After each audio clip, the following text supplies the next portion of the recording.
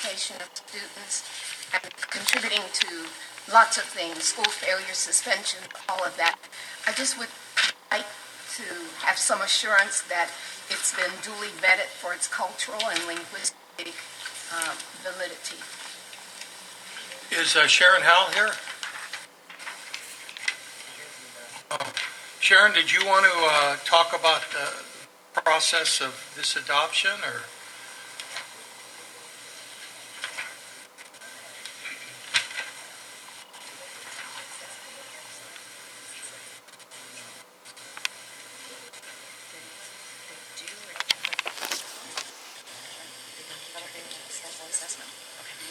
Go ahead, Sharon. I'm just going to have to talk about the process for the selection. These are assessments for our students. We assess 23,000 students every year, either as an initial, which is 15,000, or some reevaluations.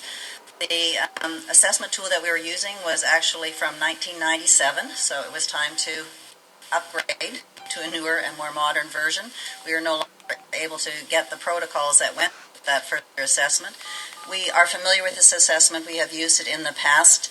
In this district, we do not do IQ testing for the very reason that the speaker addressed, that we do not want our assessments to have any cultural impact on the students. So our assessments are on academic and cognitive performance that does not have an impact as far as any different groups of students.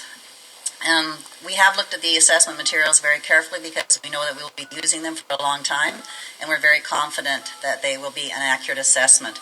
We are actually very concerned about over-identification of students with disabilities, as we've spoken about before, and part of the process of making sure we don't over-identify is that we have good assessment tools, but also that we train schools and the people who are administering those assessments to do them appropriately. So hopefully that answers your question.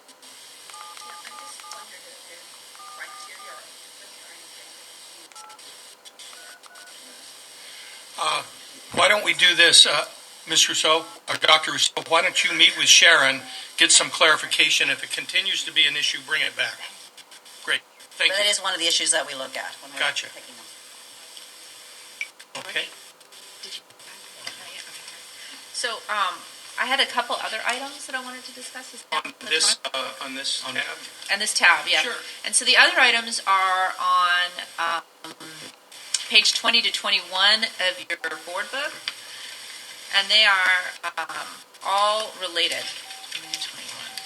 And so they are Golden Star 4400002731, then 2730 Encore Repair, then Enterprises Corp 2732, and then School Specialty 2723.